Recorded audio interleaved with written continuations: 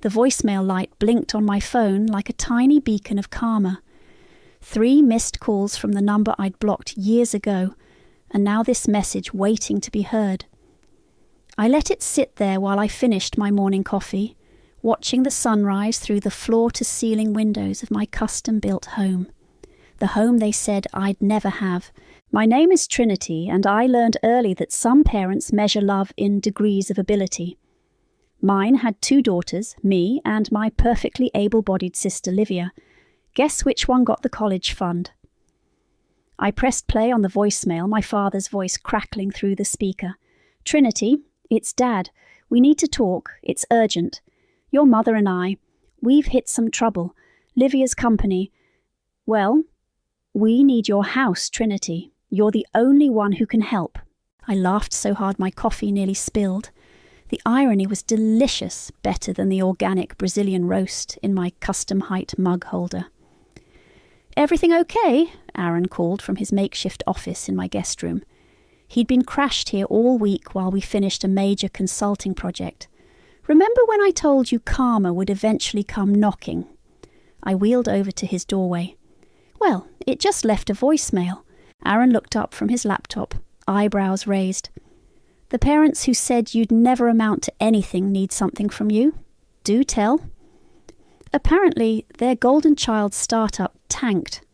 I pulled up beside his desk, showing him the local business news article I'd already found. Live It, the revolutionary self-affirmation app that was going to make them all millionaires, the one they emptied my college fund to invest in, the same college fund they promised was untouchable. Aaron's face darkened. He'd been there that day 5 years ago when I discovered the truth. The very same. I closed my eyes, the memory sharp as broken glass. It's just business, Trinity, my father had said, not even looking at me as he signed the papers. Livia's app has real potential. Your fund, well, it was just sitting there. You understand, don't you? She's sitting there for my education, I'd replied, my hands gripping my wheelchair arms so tight my knuckles went white. For my future. My mother had the audacity to pat my shoulder. Honey, be realistic. In your condition, what kind of future were you really planning? The sound of Aaron snapping his fingers brought me back. Earth to Trinity. You went somewhere dark just now. Just remembering the day they told me I wasn't worth investing in. I smiled, but it wasn't a happy expression. Now they need my investment, my house, the one I built with the consulting business they said would never work. My phone buzzed again. Another call from my father. I let it ring. What are you thinking? Aaron asked, knowing that look in my eyes. I wheeled to the window, surveying my domain. Every inch of this house was designed for independence, for survival, for success on my own terms. The adaptive features weren't just functional, they were beautiful. Like me, they refused to be hidden away. I'm thinking about the guest suite, I said slowly, the one we never finished, the one that's still bare concrete and exposed pipes. Trinity, they always treated me like I was barely more than furniture. Maybe it's time they learned what that feels like. My phone lit up with a text from Livia. Please answer Dad's calls. They really need help. Don't be petty. Petty. Like when they skipped my college graduation because Livia had a startup pitch meeting, or when they forgot my surgery date because they were at her app launch party. I turned to Aaron. My decision made. Call Lara. Tell her I need a part-time nurse for 2 new residents, and get me the number for that minimalist furniture store, the one that specializes in institutional settings. You're really going to let them move in? Oh, yes, I smiled, wheeling toward my office where the house blueprints were stored. But they're about to learn that karma isn't just a concept. Sometimes it's architectural. My phone buzzed one final time. A voicemail from my mother. Trinity, please, we have nowhere else to go. Your father's health, we need you. Need. Such a powerful word. They never needed me before, not when I needed them. But now they'd learn exactly what need feels like. in stark, sterile, stripped bare detail. I picked up my phone and began to type. "Dear Dad, I'll help. Move-in date is next week. But remember, my house, my rules, just like you always taught me. Send. Let the lessons begin." "So what exactly was Leave It supposed to do?" Aaron asked, scrolling through the app's defunct website. We were taking a break from planning the guest suite renovation, surrounded by blueprints and material samples. "Oh, you'll love this." I pulled up the promotional video on my tablet. "Watch." Livia's face filled the screen, all perfect makeup and practiced sincerity. "Life is hard. But with Live It, you can transform negative thoughts into positive affirmations. Just speak your worries into the app, and our AI will generate personalized mantras to help you overcome any obstacle." Aaron snorted coffee through his nose. "Any obstacle? Like maybe parents who drain your college fund." "Shh, wait for the best part." Livia's voice continued, syrupy sweet. "For just $9.99 a month, you can access our premium features, including daily motivation alerts and our exclusive gratitude journal function." $75,000, I said, closing the video. That's what they gave her. My entire future invested in an app that basically just spat out fortune cookie messages. And now they're broke? Aaron started gathering up the renovation plans. According to public records, they mortgaged their house to keep the company afloat. Then Dad's diagnosis came.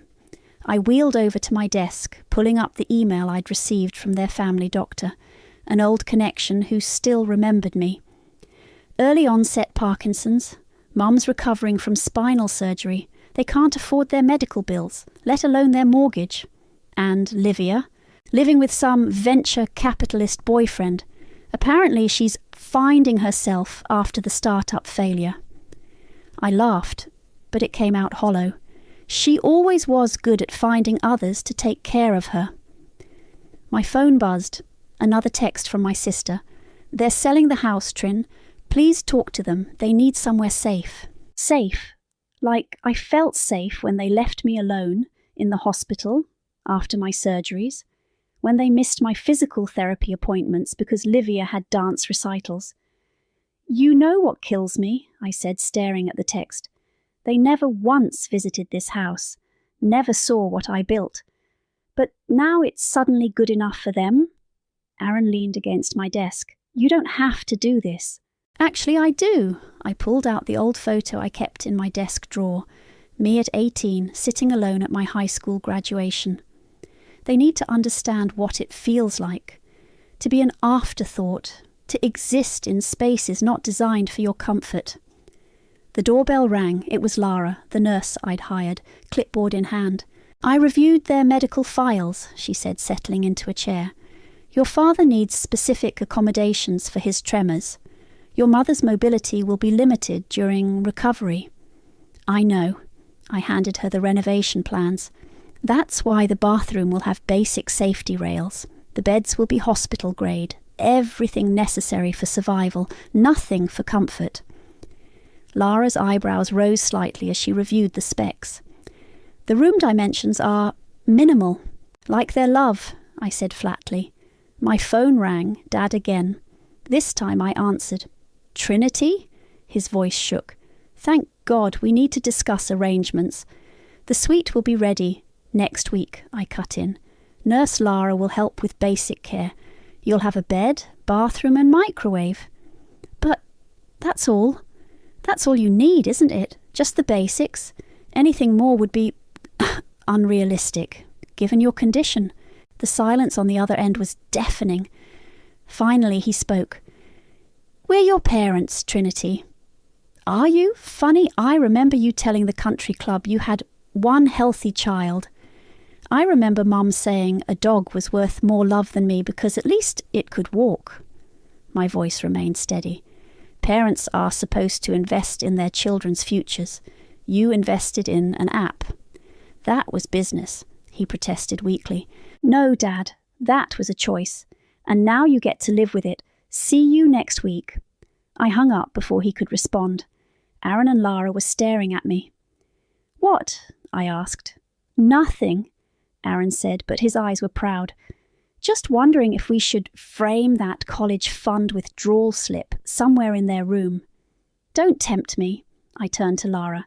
"They arrive Tuesday. Everything needs to be ready, stark, sterile, and stripped of comfort, like living in an insurance photo." "Understood." Lara gathered her papers. "And Trinity, for what it's worth, I've seen a lot of family caregiving situations. Most people would just say no." "This isn't caregiving," I corrected her, wheeling toward the window. "This is education. They're about to learn exactly what it feels like when someone decides your comfort doesn't matter." After they left, I sat in my beautiful living room, surrounded by the adaptive luxury I'd built for myself. Soon, my parents would sleep on thin mattresses behind bare walls, while I enjoyed the home they said I'd never have. They were going to get exactly what they thought I was worth, not a penny more. "The walls need to be beige," I told the painters. "Not cream, not off-white. Industrial beige, like a DMV waiting room." The guest suite transformation was nearly complete. What was once meant to be a warm, welcoming space had become a masterpiece of discomfort, all while remaining perfectly legal and ADA compliant. Lara walked through making notes. "The hospital beds arrived this morning. Basic linens, no decorative pillows. The fluorescent lighting is intense." "Good." I wheeled around the space, checking every detail. "How's the bathroom?" "Safety rails installed, basic shower chair. The mirror," she hesitated, "is positioned just slightly too high for comfortable wheelchair use," I finished, like every mirror in every house I visited growing up. Aaron appeared in the doorway carrying a box. "Look what I found in storage. Your old physical therapy schedules, the ones with all the missed appointments marked in red." "Perfect." I took them, already planning where to display them, right next to their beds. The sound of a car pulling up made us all pause. Through the window I watched Livia step out of her Tesla, designer sunglasses hiding half her face. "Incoming," Aaron muttered. I met her at the door before she could ring the bell. "You're early." "Jesus, Trinity." She pushed past me into the house. "I had to see this set up for myself. They're our parents, not prisoners. Follow me." I led her to the suite, watching her face as she took in every deliberately austere detail. "This is cruel," she said, running her hand along the bare concrete wall. "Where are the windows?" "Covered, like my future was when you took my college fund." "That again? It was business. And anyway, the app would have succeeded if..." "If what?" I cut in. "If the market understood your vision. If people actually wanted to pay $10 a month for automated positive thinking. Face it, Livia, you failed. And you took my future down with you." She spun around, finger pointed. "At least I tried to make something of myself, while you just sat there." "Careful," Aaron warned from the doorway, his voice low. Livia caught herself, but the damage was done. I wheeled closer, my voice deadly calm. "Just sat there. I built a consulting empire while you played entrepreneur with my money. I designed this house while you designed emoji affirmations. The only thing I've been sitting on is this revenge." "They're sick," she pleaded. "Dad can barely hold a cup some days." "Really? The tremors must make it hard to function, to feel normal, to be independent. Imagine that." Lara cleared her throat. "The medication schedule is posted by the beds. Basic care will be provided twice daily." "Basic care!" Livia exploded. "They need more than basic care. They need their daughter." "No," I said quietly. "They need Karma, and she's finally home." A text alert chimed, the security company letting me know my parents' car had just turned onto my street. "Perfect timing," I said, wheeling toward my private wing. "Aaron, show them in. Lara, begin the intake process. Livia, you can stay or go. Like always, it's your choice." "Trinity, wait," but I was already gone, leaving them to handle the arrival. Through the security cameras, I watched my father struggle out of their old Volvo, his hands shaking as he gripped his cane. My mother moved slowly, her back brace visible under her shirt. They looked smaller somehow, older, more fragile. Good. Aaron led them inside while Lara explained the setup. Their faces fell as they entered the suite, eyes scanning the institutional furniture, the bare walls, the covered windows. "But where are the rest of the rooms?" my mother asked. "This is your space," Lara explained professionally. "The main house is Miss Trinity's private area." We can't live like this," my father protested. "Actually, you can," Aaron said. "Just like Trinity lived with what you gave her. Funny how that works." I watched them sink onto their separate beds, the reality of their situation finally hitting home. My mother began to cry. My father stared at the physical therapy schedules on the wall, his hands trembling more violently. Livia stood in the doorway, looking lost. "This isn't right," she whispered. "No," I agreed through the intercom, making them all jump. "It's not right. It wasn't right when they abandoned me at hospitals. It wasn't right when they stole my future. It wasn't right when they treated me like a burden instead of a daughter. But here we are." I switched off the camera feed and wheeled to my sunroom, my sanctuary. Through the glass ceiling I watched clouds drift past, remembering all the times I dreamed of this moment. Revenge wasn't supposed to feel this heavy, this necessary, this just. But as I heard my mother's muffled sobs echo through the walls, I smiled. Sometimes justice comes with tears. Sometimes karma needs architects. And sometimes daughters need to teach their parents how to live with what they're given. Day 3 of my parents' stay, and the walls were already closing in. I could hear my mother's voice through the monitoring system, thin and desperate. "William, I can't sleep with that fluorescent light. It never turns off." "The nurse said it's for safety," my father replied, "because of my condition." Just like the lights they'd leave on in my room, claiming it was for my own good. Even when I begged for darkness, Lara's morning report sat on my desk. Patient W experiencing increased tremors due to stress. Patient K requesting additional pain medication, denied per schedule. "How are they adapting?" I asked when she arrived for the afternoon check. "Your father spent an hour trying to adjust his bed away from the blank wall. Your mother keeps asking about window access." Lara's face remained professional, but her eyes held understanding. "They're not used to being uncomfortable." "No," I agreed. "They're used to making others uncomfortable." The intercom crackled. My mother's voice, "Trinity, please, can we talk?" I pressed the response button. "Nurse Lara is available for all necessary communication." "We're your parents." "Really? I have some medical bills from 2018 that suggest otherwise." Silence, then soft crying. I wheeled away from the intercom toward my office where Aaron was working. "Your sister called," he said without looking up, 3 times. "Did she mention how her boyfriend's yacht trip is going?" "Actually, she's living in his pool house now. Apparently the relationship is complicated." I laughed. Everything's complicated when you run out of other people's money. My phone buzzed. A text from Livia. "Mum's crying every night. Dad can barely eat. Is this what you wanted?" I typed back. "Remember when Mom said she loved the dog more than me because it could walk? Karma's a better trainer than any app." The response was immediate. "You're being cruel." "No," I replied. "I'm being educational." A crash from the guest suite interrupted our exchange. Through the security feed, I watched my father struggling to pick up a fallen water glass, his trembling hands making the task impossible. "Need help?" I asked through the intercom. "Please," he whispered. "Interesting. I needed help too, once, at my college orientation. Remember that day? Oh, wait, you were at Livia's app investor meeting." The glass stayed on the floor.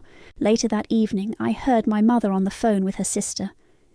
"It's like a prison, Margaret. Our own daughter. I don't understand how she could..." I pressed the intercom. Funny, I said the same thing about parents who drain their disabled daughter's college fund. Life's full of mysteries. The call ended abruptly. Aaron found me in the sunroom, staring at the stars through my glass ceiling. "You okay? Did you know they used to lock my wheelchair in the garage when company came? Said it ruined the house's aesthetic." I turned to face him. "Now they're the ones hidden away. Poetic, isn't it?" A notification popped up on my phone, a direct deposit alert. My consulting firm had just landed another major contract. "Should we tell them," Aaron asked, "about how successful you've become? They'll figure it out. Every time they hear my heels clicking on marble floors, they can't access. Every time they smell gourmet meals, they can't share." I smiled. Success is best served in small, painful portions. The night brought more tears from my mother's room.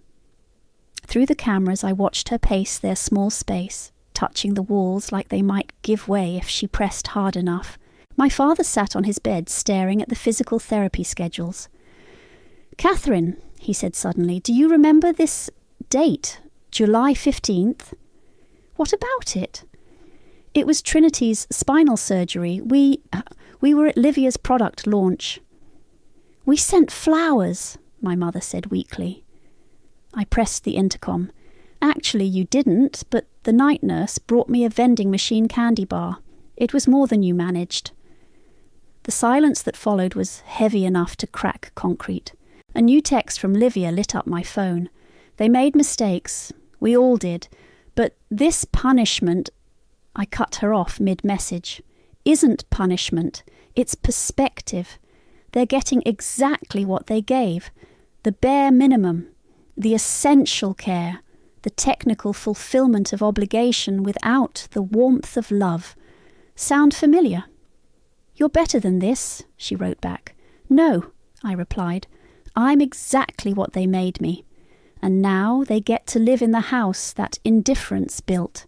I wheeled through my beautiful home, past the adaptive kitchen where I cooked gourmet meals, past the custom office where I built my empire, past all the success they said I'd never have. From their suite, I heard my mother's voice, small and broken. "Trinity, please, we understand now." I pressed the intercom one last time. "No, Mom, you're just beginning to understand. Sleep well, the lights stay on." Then I turned off the monitor and wheeled away, leaving them to their education in empathy. The sound of my front door slamming echoed through the house like a gunshot. I didn't need the security feed to know who it was. Livia's designer heels clicked against my marble floors like angry exclamation points. "Where are you?" she shouted. "We need to talk, now." I met her in the kitchen, where I was preparing my morning smoothie. "Indoor voice, Liv. This isn't one of your start-up pitches. Have you seen them?" She threw her bag onto my counter. "Actually seen them? Dad can barely hold a fork. Mum hasn't slept in days." "I've seen everything." I gestured to my monitoring tablet, including Mom's little prayer session where she asked God why she was cursed with a broken daughter. That was yesterday, around 3 p.m. "You're recording them?" Like they recorded my therapy sessions to prove I wasn't trying hard enough to walk. I took a sip of my smoothie. "Want a tour of what they're missing?" Without waiting for an answer, I led her through my house, past the state-of-the-art adaptive kitchen, through the voice-controlled entertainment room, into my home office with its wall of industry awards. "This is what their investment could have built," I said, watching her face. "Instead, they bought your affirmation app. How many downloads did it get before failing?" 100, 2. 93, she whispered. "But that's not—" 93 people paid $10 to have a computer tell them they matter. Meanwhile, my consulting firm just signed a $1 million contract to make Fortune 500 companies accessible to everyone. I wheeled closer. "You got my legs while I got your pity. How's that working out for everyone?"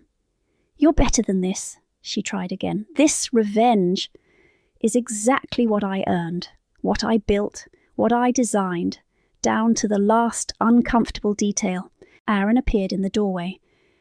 "Everything okay in here?" I heard shouting. "Just giving my sister a tour," I said sweetly, showing her what real success looks like without stealing someone else's future. Livia's face reddened. "You want to talk about stealing? How about stealing our parents' dignity, their comfort, their what?" I cut in. "Their ability to move freely, their independence, their sense of worth. Welcome to my childhood, sis. How does it feel from the other side? They're sick. They're experiencing consequences. There's a difference." I wheeled to a locked door, the one leading to my private sunroom. "Want to see what they could have had?" I pressed my code into the keypad. The door swung open to reveal a stunning space filled with natural light, adaptive furniture, and every comfort imaginable. A paradise of accessibility and luxury. "This," I said quietly, "was meant for family, when I thought I had one." Livia stood speechless, taking in the contrast between this room and our parents' suite. "You know what Mom told her friends at the country club?" I continued. "That they had one healthy child. One. Like I didn't exist. Like I was a shadow they had to explain away."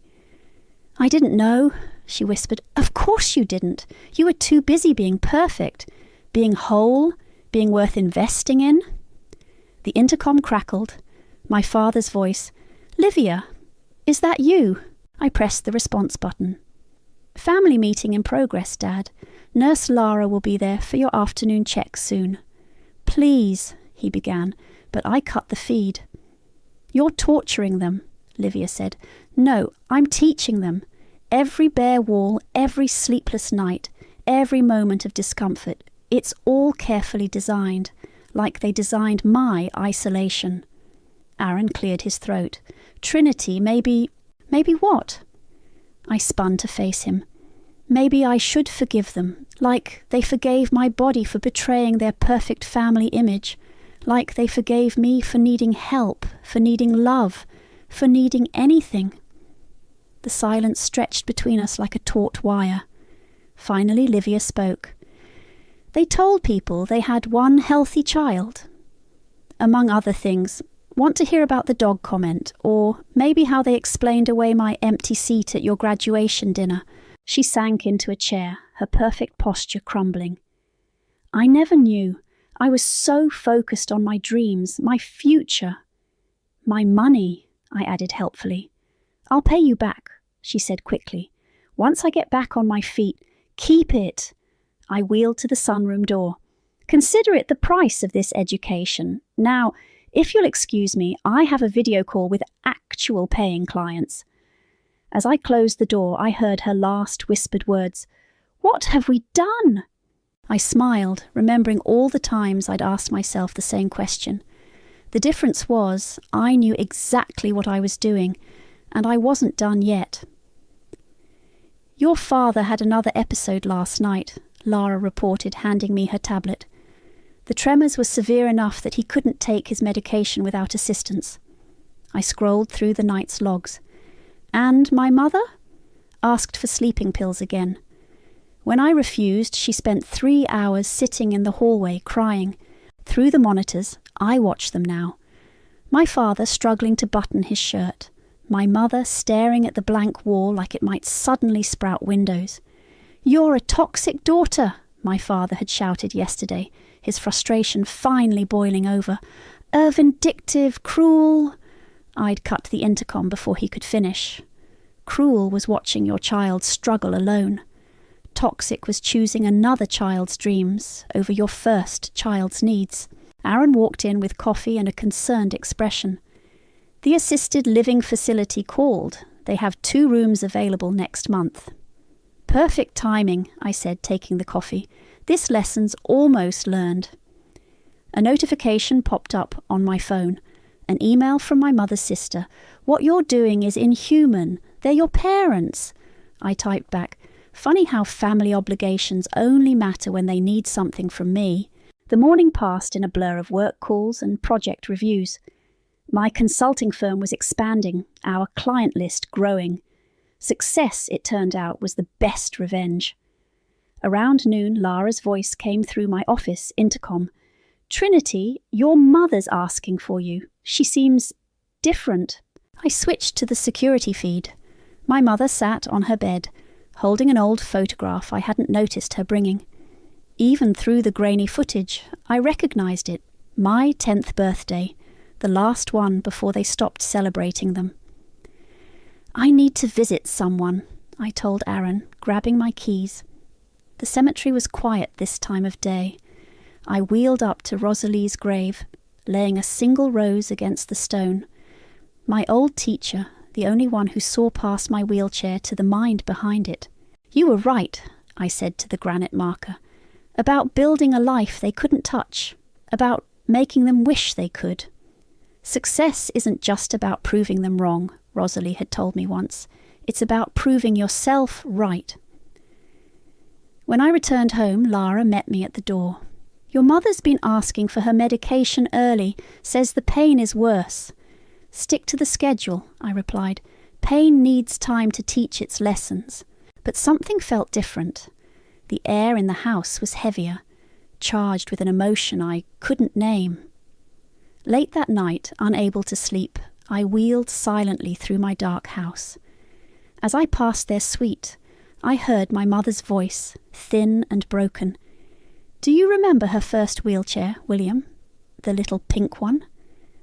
"Catherine, don't—" "She decorated it with stickers, made it pretty. While we were so focused on fixing her, we never saw how she was fixing herself." I stopped listening. "We failed her," my father's voice cracked. "Not the other way around." "I keep thinking about that dog comment I made," my mother whispered. "How could I? My own daughter." "We chose wrong," he replied. "Every time we chose wrong." I heard movement, then my mother's voice again. "I need to tell her, now. I don't care what time it is." The door opened. My mother stepped into the hallway, freezing when she saw me there. "Trinity," she breathed. "Looking for something, Mom? More comfort? More medication? More chances?" She sank to the floor, eye level with my chair for the first time in years. "No, just you. I need you to know—" "What? That you're sorry? That you understand now? That living in a bare room with minimal comfort is somehow enlightening? That we never deserved you," she whispered. "Not then, not now, not ever." The words hung between us like smoke. "You win," she continued, tears falling freely. "We see it now. What we did, what we were, what we lost." I wheeled closer, looking down at the woman who had looked down on me for so long. "This was never about winning, Mom. It was about learning. Please," she reached for my hand. I pulled back. "Nurse Lara will take you back to your room," I said, pressing the call button. "Tomorrow we'll discuss your transfer to assisted living. This lesson's finished. Trinity—" "Good night, Mom. The lights stay on, like always." As Lara led my mother back to her room, I heard her last whispered words. "We never saw your light. We only saw our shadows." I wheeled to my sunroom, where the moon painted patterns on my floor. Tomorrow I'd make the arrangements, sign the papers, end this chapter. But tonight I sat in my victory, tasting its bittersweet flavour. Sometimes winning feels exactly like losing. Sometimes justice wears the face of grief. And sometimes the hardest lessons are the ones we teach ourselves. The assisted living facility paperwork sat on my desk like a final exam. One signature and this would all be over. But first we needed to talk, really talk. "Bring them to the living room," I told Lara. "It's time." My parents entered slowly, cautiously, like wounded animals. This was their first time seeing the main house since moving in. My mother's eyes darted around, taking in every beautiful, accessible detail. My father's hands trembled more than usual. "Sit," I said, gesturing to the couch. They sank down together, looking small against the expensive upholstery. "Before you go to assisted living, we're going to have the conversation you've avoided for 29 years. I positioned my chair directly in front of them. "Let's start with the college fund. Trinity, my father began. "No, I talk, you listen." I pulled out a folder. "Here's the withdrawal slip, $75,000, my future converted into startup capital for an app that failed in 6 months. Want to explain that decision?" My mother's hands twisted in her lap. "We thought Livia's idea seemed so promising. More promising than your disabled daughter's education, than her independence, than her worth." "We were wrong," my father whispered. "Wrong doesn't cover it, Dad. You can't unbuild a wheelchair with a whisper." Aaron appeared in the doorway, watching silently. He'd seen me practice this speech 12 times, but this was the real performance. "Every time I needed you, you chose her," I continued. "Every surgery, every therapy session, every milestone, you were absent. Do you know who held my hand? After operations, nurses, strangers, because my parents were too busy attending pitch meetings. We thought we were investing in the future," my father protested weakly. "No, you were betting against mine, because a broken daughter wasn't worth betting on, was she, Mom?" My mother flinched. "I never meant—" "You meant every word, every absence, every time you told your friends you had one healthy child, every time you locked my wheelchair away when company came, every time you chose her dreams over my needs." "Please," my mother sobbed, "we understand now. Do you? Do you understand what it's like to be treated like furniture, to be stored away when inconvenient, to be told your existence is a burden?" I wheeled closer, "Because that's what your suite was designed to teach you. Every bare wall, every sleepless night, every moment of discomfort. It was all carefully architected, like you architected my isolation." My father's tremors increased. "We failed you." "Spectacularly," I agreed. "And now you know exactly how it feels. To be dependent on others' mercy. To live in spaces not designed for your comfort. To be an afterthought in your own home." "What can we do?" my mother asked. "How can we ever—" "You can't. That's the point. You can't undo years of neglect with an apology. You can't rebuild trust with regret. You can't fix what you broke just because you finally feel broken too." I pulled out the assisted living brochures. "Tomorrow you'll move to Golden Meadows. Basic care, shared rooms, minimal amenities. It's what you can afford now after investing everything in Livia's dream." "And us?" my father asked quietly. "Will we ever have a relationship? That depends on what you build from here. But understand this. I'm not the daughter you ignored anymore. I'm not the future you bet against. I'm the success you never saw coming." I handed them the facility paperwork. "Sign." As they scribbled their names, my mother's tears fell on the pages. "We loved you," she whispered. "Badly, wrongly, but we did." "Love isn't supposed to come with conditions," I replied. "Or accessibility issues." Aaron stepped forward. "The transport will be here at 9 tomorrow." My parents stood shakily. Before they turned to leave, my father spoke.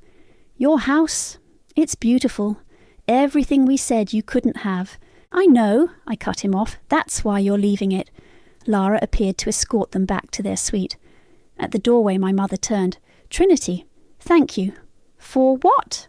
"For teaching us, even if we didn't deserve the lesson." After they were gone, Aaron sat beside me. "You okay?" I stared at the signed papers at the end of this chapter. They say revenge doesn't heal anything, but sometimes it builds something new, something stronger. Like this house? Like me. Tomorrow they'd leave for Golden Meadows. Tomorrow their suite would be emptied, repainted, repurposed. Tomorrow this lesson would end. But tonight, in this moment, I felt the weight of victory, heavy, sharp, and necessary as surgery. Sometimes healing looks like letting go. Sometimes justice wears the face of goodbye. And sometimes the strongest thing you can build is the courage to close a door. The guest suite stood empty, its bare walls holding echoes of lessons learned. I wheeled through it one last time, Lara beside me with her final report. "Their intake at Golden Meadows is complete," she said. "Basic shared room, standard care package." "Any issues?" "Your mother cried. Your father stayed silent. Livia wasn't there." I nodded, running my hand along the wall where the physical therapy schedules had hung. "Keep monitoring their care, but discreetly. I'm still paying their bills, after all." "Anonymously," Lara reminded me with a small smile. "Some kinds of karma need witnesses," I said. "Others work better in silence."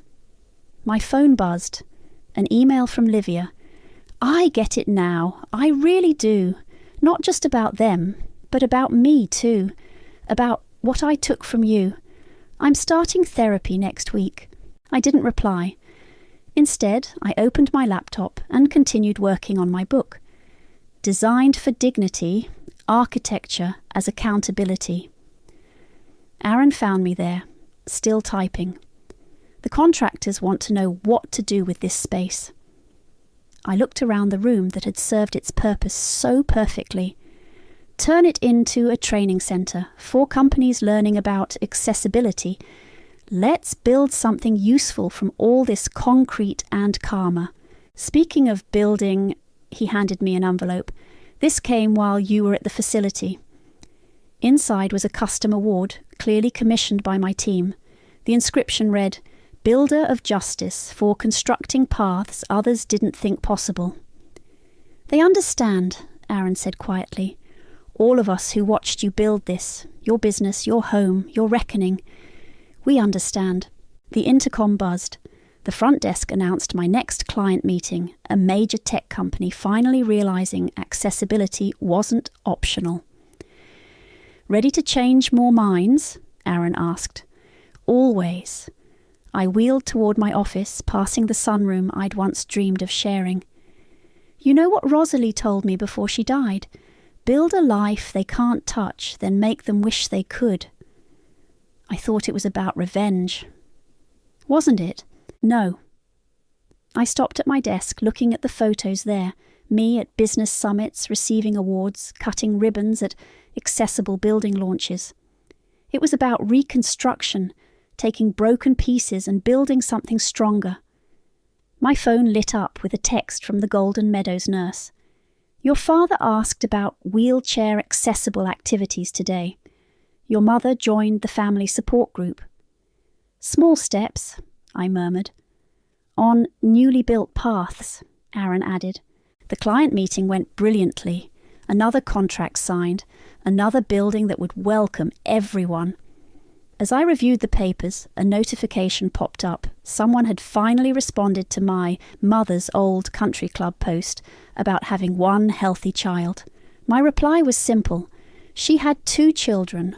One learned to build despite barriers. The other built barriers despite learning. Guess which one succeeded? The responses flooded in, but I closed the app. Some conversations don't need audiences. Instead, I wheeled to my window wall, watching the sunset paint my accessible paradise in shades of victory. On my desk, the book manuscript grew longer, each chapter a blueprint for accountability. "You're not going to visit them?" Lara asked, dropping off her final paperwork. "No." I signed her last check, adding a generous bonus. Some distances need to stay measured. Some lessons need to settle. And Livia has her own rebuilding to do.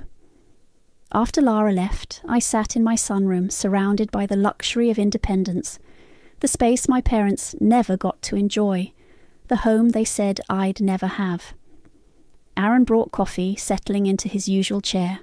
"So, what now?" "Now," I gestured to my laptop, to the contracts, to the book outline. "We keep building, not just ramps and rails, but understanding. Not just accessible spaces, but accountability. And forgiveness." I thought about my parents in their shared room, learning late lessons about worth and weakness, about Livia in therapy, finally facing her own foundation cracks. Forgiveness is optional, I said finally. Closure is constructed. And karma isn't blind, it has blueprints. The sun set fully, leaving me in the soft glow of my designed world. Tomorrow would bring more clients, more buildings, more chances to make space for everyone. But tonight, in my perfectly constructed revenge-turned-redemption, I understood what Rosalie meant. The strongest structures aren't built on forgiveness or fury. They're built on truth, on consequence, on foundations firm enough to hold both justice and growth. I closed my laptop, wheeled to my kitchen, and began preparing dinner in my accessible paradise. Some victories don't need celebration, some lessons don't need sequels, and some architects build their masterpieces from the blueprints of their scars.